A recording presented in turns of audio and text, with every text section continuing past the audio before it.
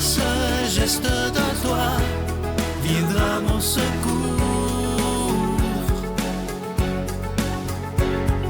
Viens semer dans mon âme le grain de l'amour. Je traverse un désert et je meurs de soif. Montre-moi le mystère qui garde la foi. Bon jeudi 12 janvier 2023. Bienvenue à votre émission La Victoire de l'amour. J'espère que vous allez bien chez vous. On rejoint tout de suite pour sa chronique Simon Lessard et à l'homélie, ce sera l'abbé Donald Thompson.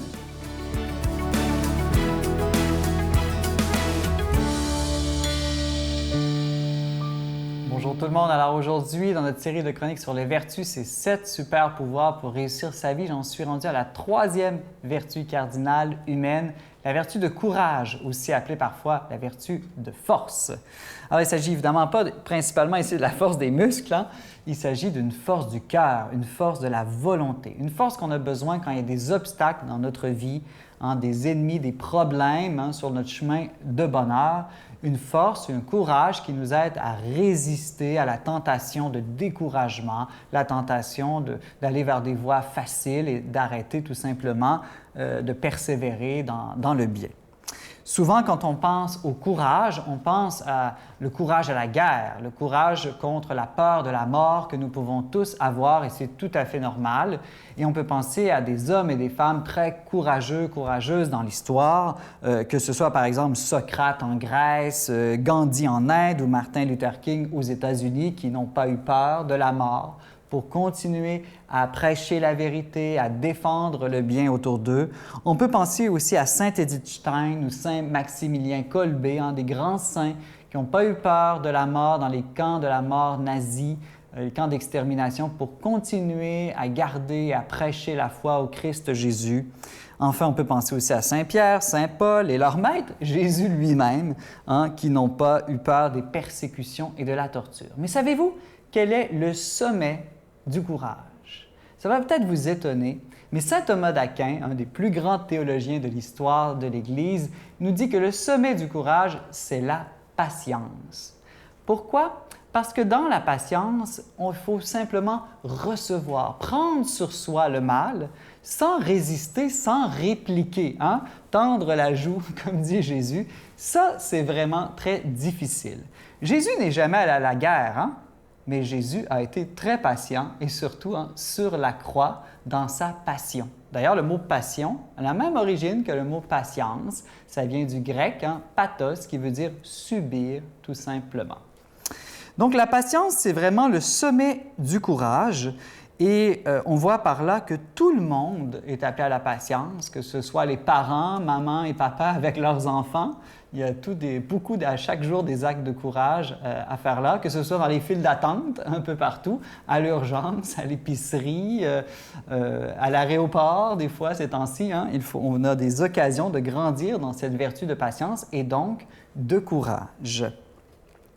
L'impatience, à l'inverse, est un manque de force, un manque de contrôle de soi, de courage. C'est une faiblesse, au fond, et c'est souvent un signe d'orgueil. Hein? Pourquoi on est impatient? Parce qu'on voudrait que tout le monde tourne autour de nous et que tout arrive quand moi je veux, comme je veux, à ma manière.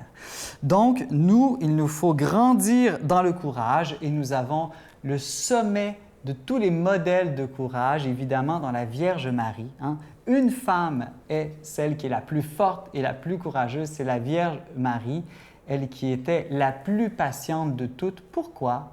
Eh bien, tout simplement aussi parce qu'elle était la plus humble de toutes.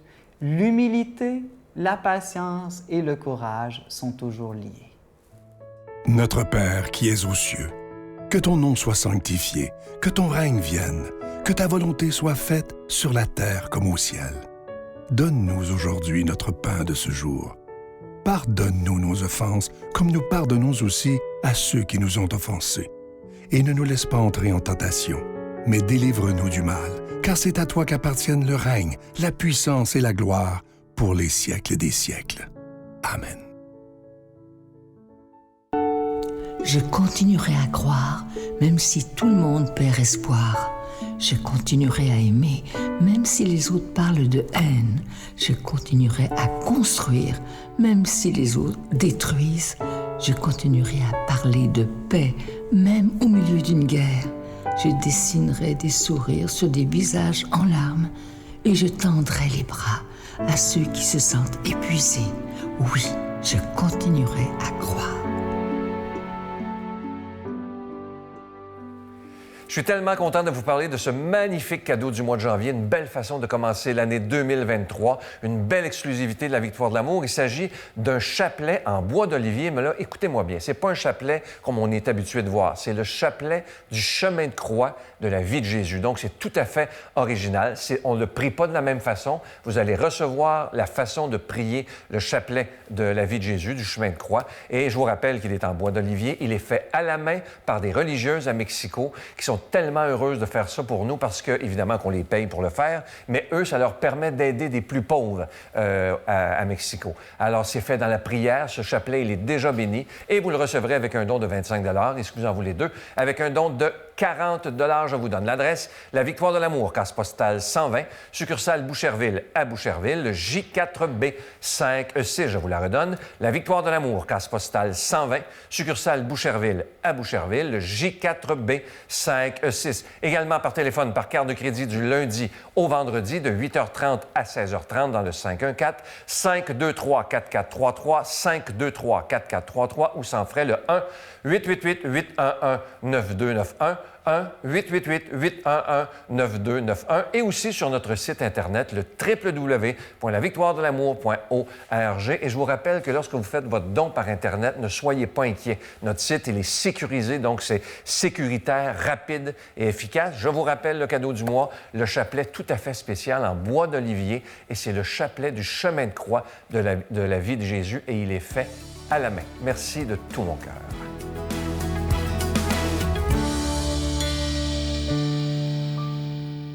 Mon Dieu, donnez-moi la sérénité d'accepter les choses que je ne peux changer, le courage de changer les choses que je peux et la sagesse d'en connaître la différence. Amen.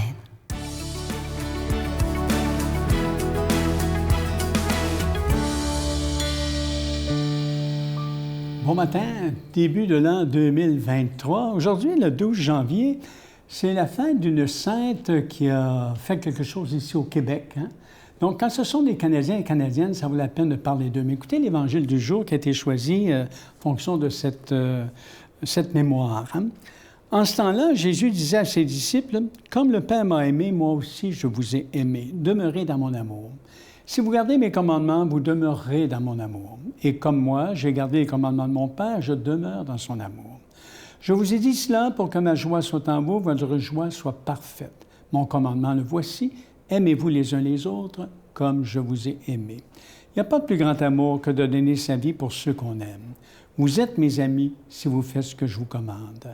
Je ne vous appelle plus serviteur, car le serviteur ne sait pas ce que fait son maître. Je vous appelle mes amis, car tout ce que j'ai entendu de mon Père, je vous l'ai fait connaître. Ce n'est pas vous qui m'avez choisi. C'est moi qui vous ai choisi et établi afin que vous alliez, que vous portiez du fruit et que votre fruit demeure. Alors, tout ce que vous demanderez au Père en mon nom, il vous le donnera. Voici ce que je vous commande, c'est de vous aimer les uns les autres. Alors, on a évidemment Sainte Marguerite Bourgeois, qui est née en 1620, qui est décédée en 1700. C'est l'Évangile en l'occasion de sa mémoire. Bon. Marguerite Bourgeois, en passant, un petit peu d'histoire, parce que c'est important de voir ces modèles-là que l'Église nous propose. Elle est née à Troyes, en Champagne, en 1620. Alors, toute jeune, elle manifeste des attitudes pour rassembler des petites filles de son âge et des dispositions pour la vie de groupe et de l'organisation. À 20 ans, on dit qu'à la vue d'une statue de la Vierge, elle est vraiment touchée intérieurement et changée. Donc, elle s'inscrit dans une congrégation externe et fait vœu de chasteté, imaginez, à 23 ans. Elle expérimente ensuite une nouvelle forme de vie pour honorer la vie voyagère, dit-elle, de la Sainte Vierge, où sans voile, on serait vraiment religieuse. Alors, en 1642, imaginez, le gouverneur Paul Chamédé de Maisonneuve cherche une institutrice pour Ville-Marie, Montréal. Il rencontre Marguerite, qui lui offre ses services. Elle s'embarque en 1653, n'emportant pour tout bagage qu'un petit paquet sous le bras.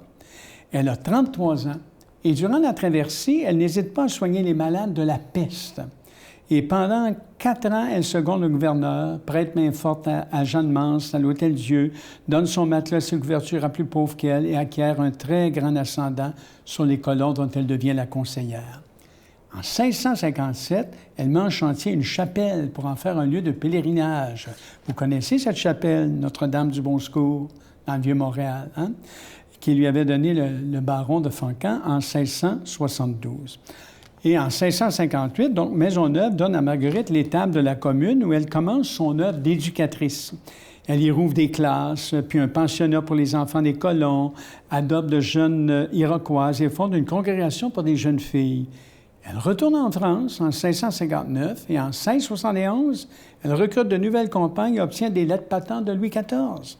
Et en 1676, Monseigneur de Laval reconnaît sa communauté en tant de filles, qualité de fille séculière. Et lors d'un 3e voyage, l'évêque lui donne l'autorisation de ramener de nouvelles compagnes. Elle admet alors à ce moment-là les premières Canadiennes parmi lesquelles se trouvent 2 Iroquoises. Alors Marguerite et ses filles enseignent la religion, les principes des lettres humaines, la politesse, l'amour du travail. Elle met sur pied l'œuvre de la Providence, enseigne les métiers, les arts ménagers, préparer les filles à leur rôle de mère. Bon, les filles du roi sont accueillies à la ferme Saint-Gabriel, devenue un service de protection et un lieu de fréquentation pour ses filles à marier, dit-on. Alors, Marguerite envoie donc ses filles 2 à 2 dans les nouvelles paroisses pour faire la classe aux enfants des colons. Et en 1697, Monseigneur de Saint-Vallier reconnaît la communauté en qualité de fille de paroisse. Elle meurt le 12 janvier, donc même date qu'aujourd'hui, acclamée comme la mère de la colonie, et elle a été canonisée le 31 octobre 1982 par le pape Jean-Paul II. Alors, voyez, qu'est-ce qui la guidait, cette femme-là? C'est l'Évangile d'aujourd'hui, hein? L'amour de Dieu du prochain, hein? Résume toute la vie de Marguerite. Elle écrit 1 an avant sa mort, « Il est vrai que tout ce que j'ai toujours pu le désirer, que je souhaite le plus ardemment, c'est le grand précepte de l'amour de Dieu par-dessus toutes choses et du prochain, comme soi-même, que ça soit gravé dans tous les cœurs. » Voyez, hein? C'est inspiré de l'Évangile que je viens de vous lire. Donc, elle voudrait pour sa communauté cet esprit-là. Alors, vous avez ici une femme forte de l'Évangile, hein? Et elle dit, je cite une de ses paroles à la fin de sa vie, « Je n'ai pourtant jamais douté de la miséricorde de Dieu. » Alors aujourd'hui, donc, nous avons un beau modèle, hein, qui a vécu ici, sur notre territoire, hein, un beau modèle de foi. Que le Dieu de la vie, donc, nous bénisse, hein, et qu'il nous comble de sa paix, le Père, le Fils et le Saint-Esprit. Amen. Et je vous souhaite une belle journée d'amour et de paix. Je vous salue Marie, pleine de grâce. Le Seigneur est avec vous. Vous êtes bénie entre toutes les femmes, et Jésus, le fruit de vos entrailles, est béni. Sainte Marie, Mère de Dieu, priez pour nous pécheurs, maintenant et à l'heure de notre mort. Amen.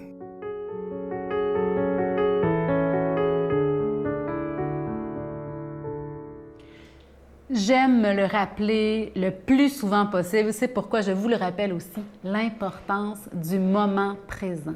C'est aujourd'hui le jour favorable. C'est aujourd'hui que l'amour frappe à la porte de notre cœur pour nous combler, nous remplir de joie, de paix, de sérénité, de confiance, d'amour, de pardon, de miséricorde. Aujourd'hui, c'est aujourd'hui que ça se passe. Ouvrons la porte de notre cœur. Laissons Dieu se donner à nous pour qu'on en déborde, qu'on en rayonne sur nos proches, en toute discrétion, sans le faire paraître. Portons cet amour en nous aujourd'hui. Bonne journée. Que tout le volet spirituel, puis de me rapprocher de lui depuis son départ, je veux dire, à chaque fois que c'est son anniversaire ou c'est la fête des pères, je prends la peine de faire une publication sur les réseaux sociaux pour lui rendre hommage. Je pense que je le regardais beaucoup plus avec ses ondes d'ombrage plutôt que ses qualités lumineuses. S'il suffisait qu'on s'aime, s'il suffisait d'aimer, si l'on changeait les choses un peu.